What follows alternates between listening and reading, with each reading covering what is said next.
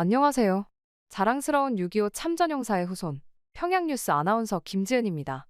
최근 김정은의 행보는 날이 가면 갈수록 최악의 수를 두고 있는 형국인데요. 알고 보니 북한 정치의 뒤에 점쟁이 한 명이 모든 것을 쥐락펴락하고 있었다는 충격적인 제보가 들어왔습니다. 많은 분들이 궁금해하실 오늘의 사연, 바로 시작하겠습니다. 안녕하세요. 제 이름은 김미영입니다.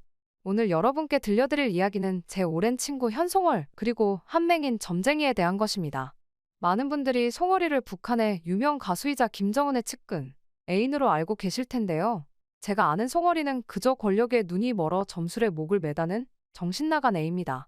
저는 송월이와 어렸을 때부터 함께 컸고 부모님끼리도 아는 사이였습니다.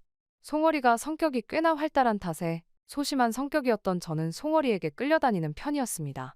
사실 좋게 표현해서 끌려다닌 거지, 그냥 송월이 가방도 들어주고 뭐 사오라면 사오고 그랬어요. 친구가 별로 없었거든요. 송월이는 주변에 친구도 많고 활달한 편이라 동무들과 어울리려면 송월이 눈밖에 나면 안 됐으니까 어쩔 수 없이 따랐죠. 송월이가 가수가 되면서 바빠졌고 조금 멀어졌는데요. 그래도 고향에 올 때마다 한 번씩 저를 꼭 찾았습니다. 가수로 지내면서는 누군가에게 자기 속을 다 못 털어놓겠다며 저 아니면 자기 속을 누구에게 다 이야기하냐고 푸념을 늘어놓곤 했죠. 그냥 다른 가수들 욕, 자기를 더 띄워주지 않는 것에 대한 불만, 이런 것들이었습니다. 90년대 후반이었나? 2000년대 초반이었나? 송월이가 준마처녀라는 노래를 한번 좀 유행시키긴 했는데 송월이 자체는 그다지 뜨지 못해 스트레스를 엄청나게 받았었거든요. 그래도 애가 끈기는 좀 있는 애라 계속 꾸준히 노래도 발표하고 무대도 서려고 하고 악단에서도 살아남으려고 엄청 노력하더라고요. 명절이면 선물도 들고 찾아가고 안부도 챙기고 참 부지런하긴 하다 싶었죠. 은하수관 현악단으로 송월이가 가고 나서는 바쁜지 한동안 볼 일이 없었는데요. 2008년쯤이었나 송월이가 한번 보자고 연락이 오더라고요. 보통 이렇게 연락이 오는 건 두 가지였습니다. 지 푸념을 늘어놓고 속상한 걸 털어버리려고 하거나 아니면 자랑할 것이 있거나 또 귀에서 피가 나겠구만 하며 한숨을 푹 쉬고 나갔습니다. 그랬는데 평양 시내의 한적한 찻집에서 만난 송월이의 눈빛은 평소와 달리 광기로 가득 차 있었죠. 그때 저는 알아챘어야 했는데 제 친구가 이미 변해버렸다는 걸요. 애가 그래도 아주 나쁜 애는 아니었거든요. 욕심이 많아 그렇지. 그런데 이때쯤부터는 눈빛이 좀 돌아버린 느낌이었어요. 미영아, 너한테 꼭 말해야 할 게 있어. 송월이가 주변을 살피며 속삭였어요. 사실 난 얼마 전에 맹인 무당을 만났어. 저는 눈살을 찌푸리며 물었죠. 맹인 무당? 그게 누군데? 송월이는 흥분된 목소리로 설명했어요. 백두혈통이 절대적인 신임을 받는 무당이야. 내가 1999년부터 부르던 준마처녀. 알지? 그 노래가 사실 이 무당의 조언으로 시작된 거였어. 순간 제 등골이 오싹해졌어요. 무당? 미신? 이런 것들로 출세하겠다고. 북한에서 이렇게 점을 보는 행위는 엄격하게 금지하고 단속도 합니다. 물론 사람들이 아름아름 찾아가서 점을 보고 오기는 하지만요. 하지만 아무리 그렇다고 해도 이렇게 대놓고 점집을 들락날락하는 건 분명 문제가 생길 수 있는데 대체 무슨 일인가 싶었죠. 저는 아무 말도 하지 못했죠. 송월이는 계속해서 말을 이어갔어요. 그래, 그 노래를 부를 때마다 북한의 다음 후계자가 나에게 더 빠져들 거라고 무당이 말했었지. 그리고 정말 그렇게 되는 중이야. 근데 이번에 내가 그 무당을 다시 찾아갔어. 더 큰 꿈을 위해서. 더 큰 꿈이라니? 제가 불안한 마음으로 물었죠. 송월이의 눈빛이 번뜩였어요. 북한을 이끌 영도자의 부인이 되는 거야. 내가 무당에게 거액의 뇌물을 줬어. 나를 부인으로 추천해달라고 말이야. 순간 저는 메스꺼움을 느꼈어요. 이게 제가 알던 송월이었나요? 언제부터 이렇게 권력에 미쳐버린 걸까요? 하지만 저는 겉으로 아무 내색도 하지 않았어요. 그저 그래 라고 짧게 대답했을 뿐이죠. 며칠 후 송월이가 다시 저를 찾아왔어요. 이번엔 표정이 복잡해 보였죠. 어떻게 됐어? 제가 무관심한 듯 물었어요. 송월이는 한숨을 쉬며 말했죠. 내부 반대가 너무 심해. 무당이 아무리 노력해도 안 된대. 속으로 당연하지라고 생각했지만 입 밖으로 내지는 않았어요. 하지만 곧 송월이의 눈빛이 다시 살아났어요. 그래도 포기하지 않을 거야. 무당이 말하길 계속해서 준마처녀를 부르면서 김정은 동지의 마음을 사로잡으라고 하더라고. 언젠가는 꼭 성공할 거래. 그 순간 저는 송월이가 얼마나 어리석고 위험한 생각을 하고 있는지 깨달았어요. 권력을 위해서라면 뭐든 할 수 있다는 듯한 그 눈빛은 이해가 가지 않았습니다. 그냥 가수로서 인기를 얻고 쉬운 욕망은 이해하지만 제 마음속에서는 얜 진짜 뭐하는 애인가 싶더라고요.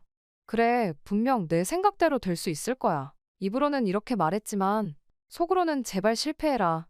이 어리석은 거사라고 생각했어요. 그날 이후로 송월이는 더욱더 야망에 불탔고 저는 겉으로는 친구인 척 그녀의 곁에 있었지만 마음속으로는 점점 더 송월이를 경멸하게 되었어요.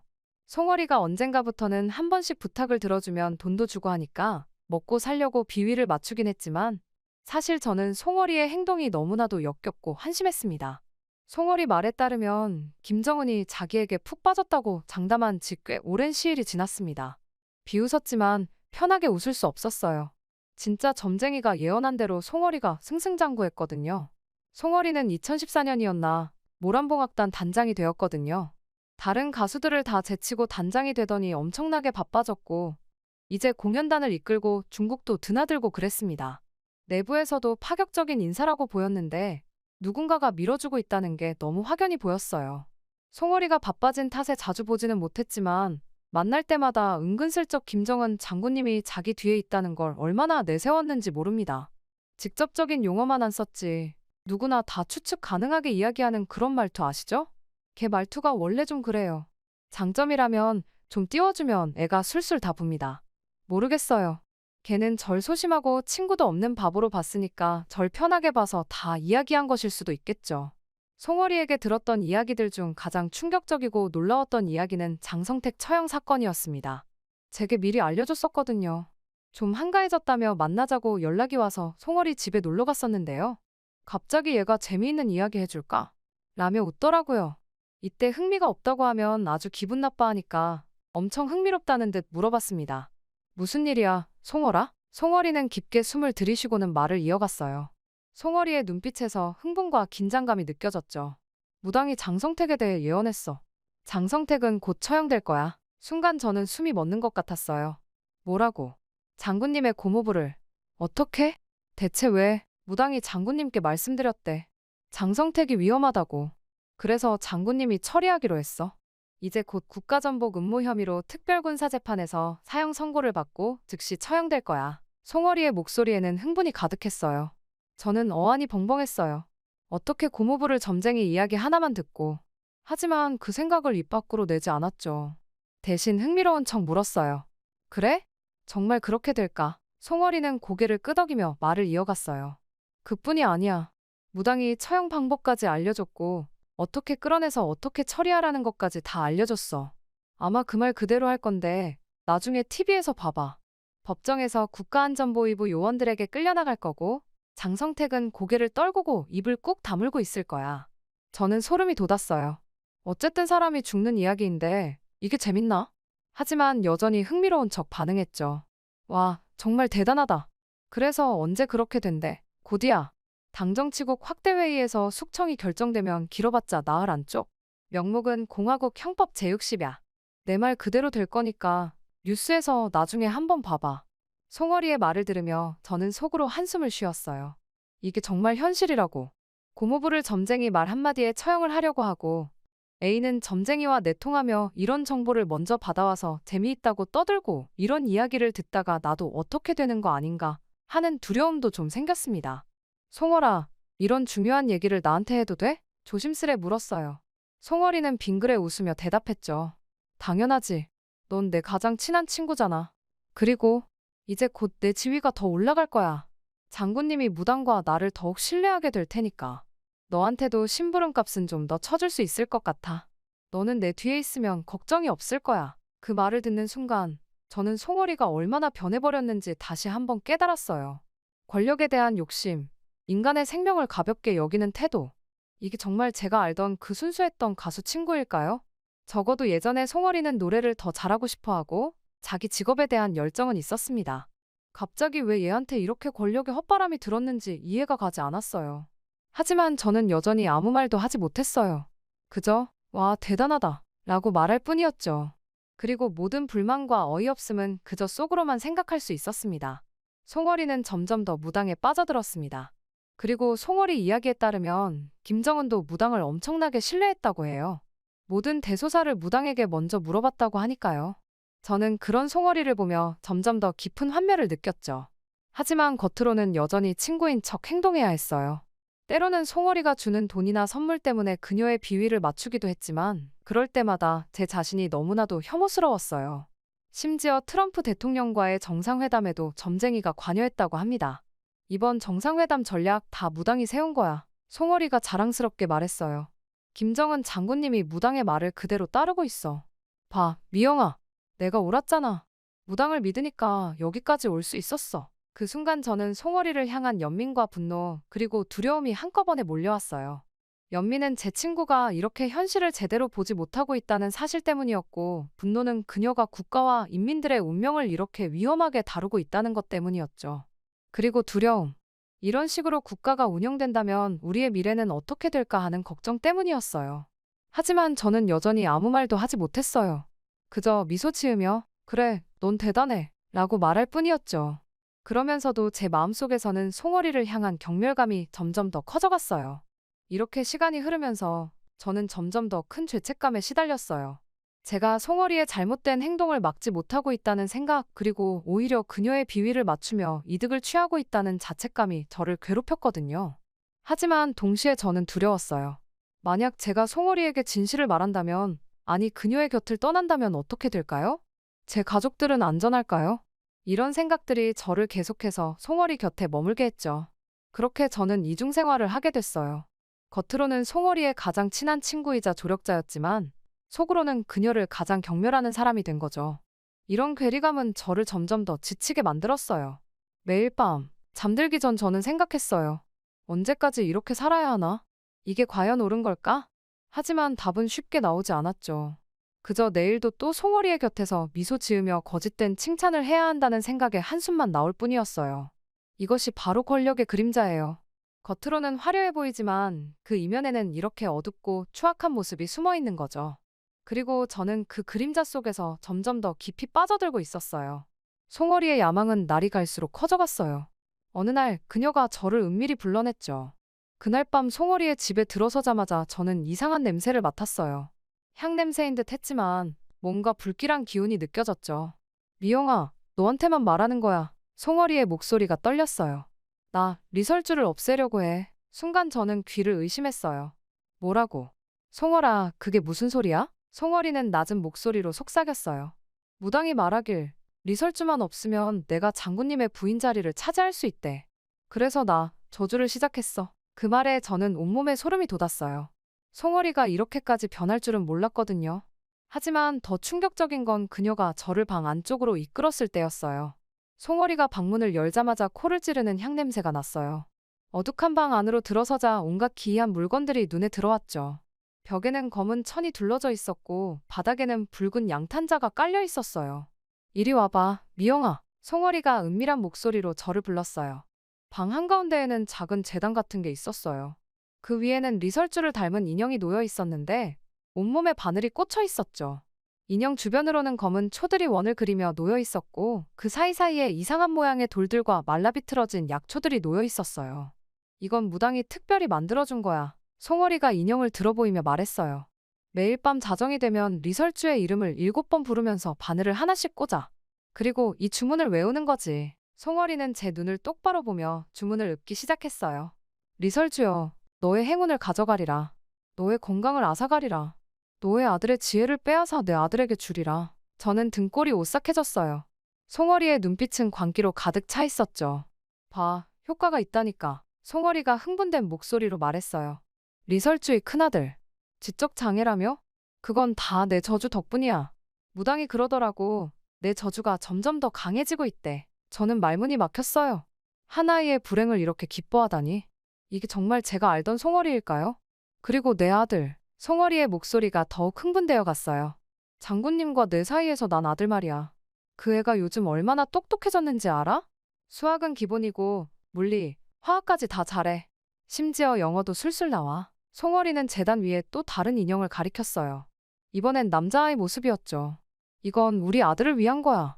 리설주에게 저주를 걸 때마다 이 인형에 금가루를 바르고 좋은 주문을 외워. 그럼 우리 아들이 더 똑똑해진대. 저는 그 말을 듣고 소름이 돋았어요. 어떻게 이런 일이? 그런데 송어리의 눈빛은 확신에 차 있었죠. 미영아, 넌 모르겠지만 이게 얼마나 중요한 일인지. 내 아들이 장군님의 후계자가 될 거야.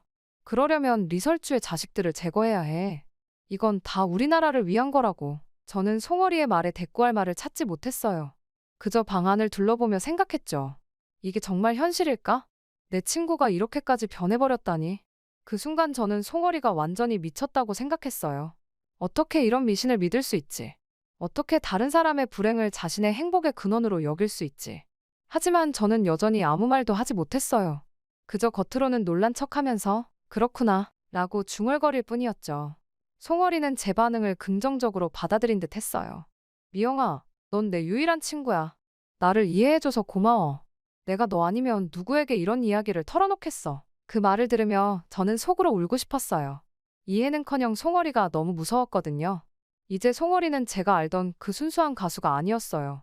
그저 권력에 눈이 멀어 인간성마저 잃어버린 괴물 같았죠. 그날 이후로 저는 매일 밤 악몽에 시달렸어요. 송어리가 검은 옷을 입고 기괴한 주문을 외우는 모습, 리설주와 그의 아들이 고통 속에 몸부림치는 모습. 그런 꿈들이 저를 괴롭혔죠. 하지만 현실은 꿈보다 더 끔찍했어요. 송어리는 점점 더 저주에 빠져들었고 저는 그걸 지켜볼 수밖에 없었거든요. 때로는 송어리가 저를 불러 저주 의식에 참여하라고 강요하기도 했어요. 또 무당과 함께 구슬할 때 필요한 물품도 제가 구해다 날라야 했습니다. 북한에 없다면 중국에 건너가서라도 사왔어야 했어요.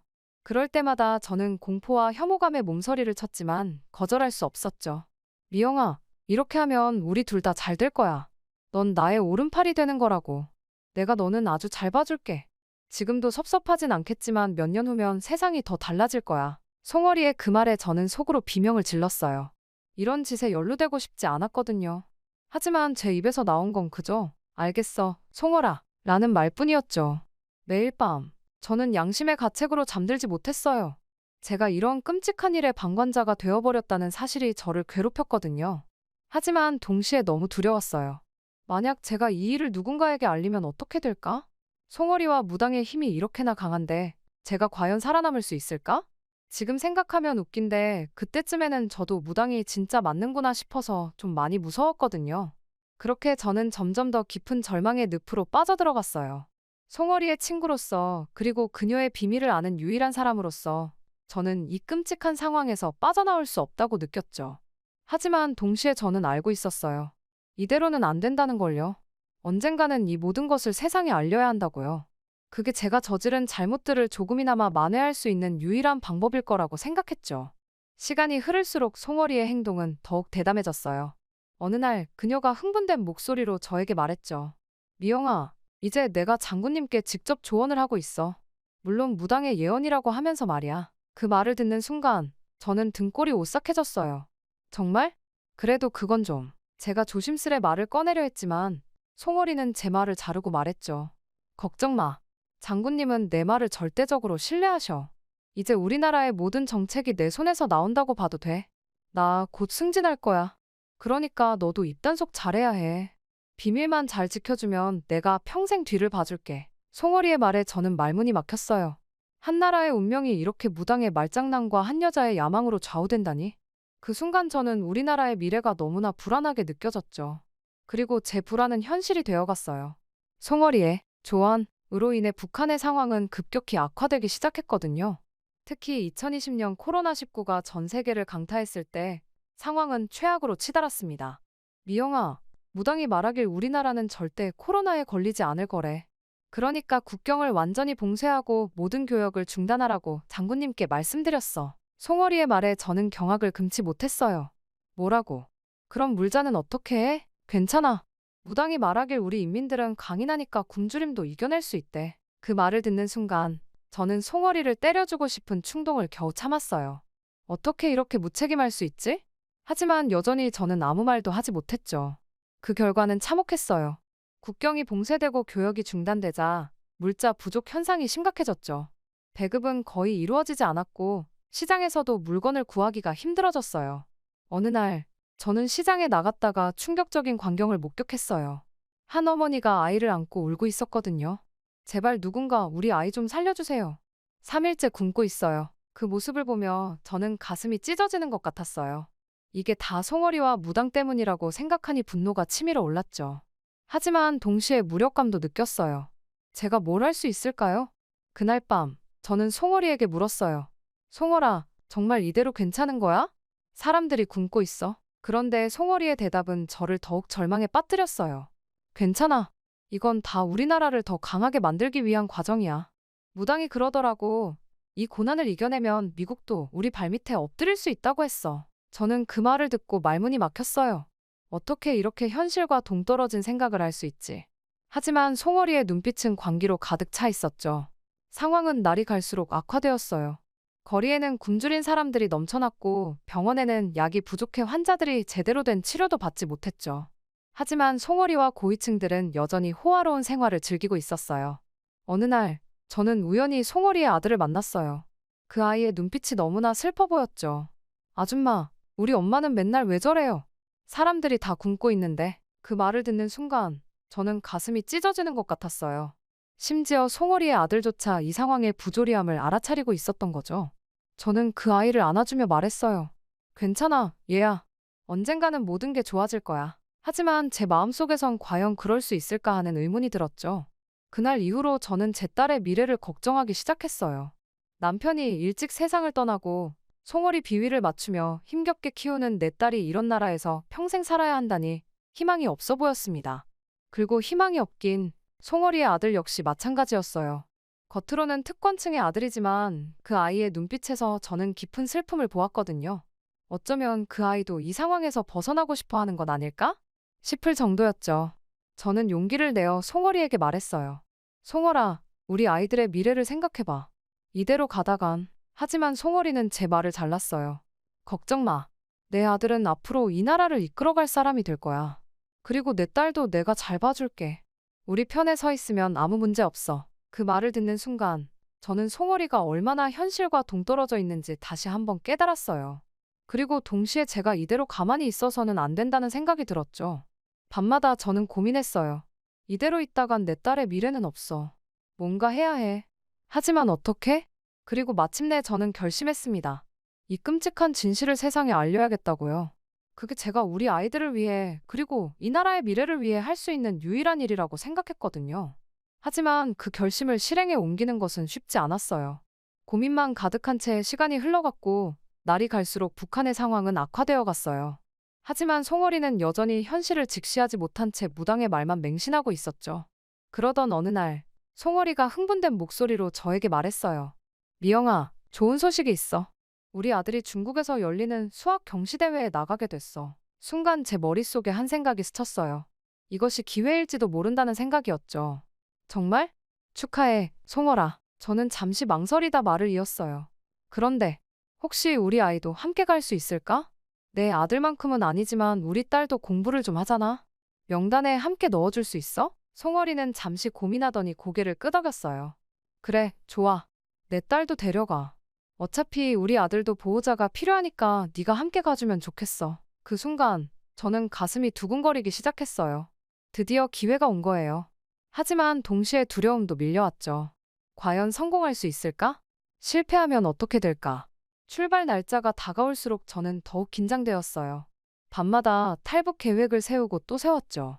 딸에게는 아무 말도 하지 않았어요. 들키면 위험할 테니까요. 드디어 그날이 왔어요. 우리는 기차에 올랐죠. 송어리는 역까지 나와 우리를 배웅했어요. 미영아, 우리 아들 잘 부탁해. 송어리의 말에 씩 웃어주었습니다. 그게 송어리와 저희 마지막 눈맞춤이었어요. 이제 이 지긋지긋한 생활도 안녕이었습니다. 중국에 도착한 첫날, 송어리 아들이 배탈이 나서 다른 보이부 요원이 병원으로 데려가는 틈을 타 저는 브로커와 접선하고 딸과 함께 드디어 탈북의 첫 발을 내딛었습니다. 우리는 밤낮으로 도망쳤어요. 브로커의 도움을 받아 라오스를 거쳐 태국까지 갔죠. 그 과정은 정말 힘들고 위험했어요. 매 순간 붙잡힐까 두려웠고 딸은 지치고 배고파했죠. 하지만 우리는 포기하지 않았어요. 북한에서는 희망이 없었으니까요. 그리고 저희는 드디어 태국에 도착해서 난민 수용소로 들어갈 수 있었습니다. 엄마, 우리 이제 안전해요. 딸이 불안한 눈으로 물었죠. 저는 딸을 꼭 안아주며 말했어요. 그래, 이제 괜찮아. 수용소에서 우리는 6개월을 보냈어요. 그동안 한국 대사관과 연락을 주고받으며 한국행을 준비했죠. 매일 밤 잠들기 전 저는 기도했어요. 제발 무사히 한국에 갈 수 있게 해주세요. 드디어 그날이 왔어요. 한국행 비행기에 오르는 순간 저는 또다시 눈물을 흘렸어요. 이제 정말 자유의 땅으로 가는 거예요. 인천공항에 도착했을 때 저는 공항 바닥에 무릎을 꿇고 흐느꼈어요. 엄마, 왜 울어요? 딸이 물었죠. 기뻐서 그래. 우리 이제 진짜 자유야. 하나원에서의 교육을 마치고 한국 사회에 처음으로 나선 그날이 생생합니다. 사실 남한 사회가 언어도 또 생활 방식도 모든 게 어색하고 힘들긴 해요. 하지만 우리 딸을 위해서 무슨 일이든 하며 정말 열심히 살아보려고 합니다. 우리 딸이 좀 더 행복하게 살 수만 있다면 전 못할 일이 없거든요. 많이 응원해주시고 용기를 주시면 정말 감사하겠습니다. 그간 김씨 일가가 신뢰하는 관상가, 애기 동자 등 여러 소문이 파다했는데요. 오늘 드디어 실체를 파악한 날이었습니다. 이제는 제발 정신을 좀 차려야 하지 않을까 싶은데요. 언제까지 무당 손에 놀아날 것인지 궁금해집니다. 오늘도 이렇게 보내주신 사연을 통해 대한민국의 자유와 평화의 감사를 느낄 수 있었던 시간이었는데요. 내일도 좋은 사연으로 찾아오겠습니다. 모두 기분 좋은 하루 보내세요.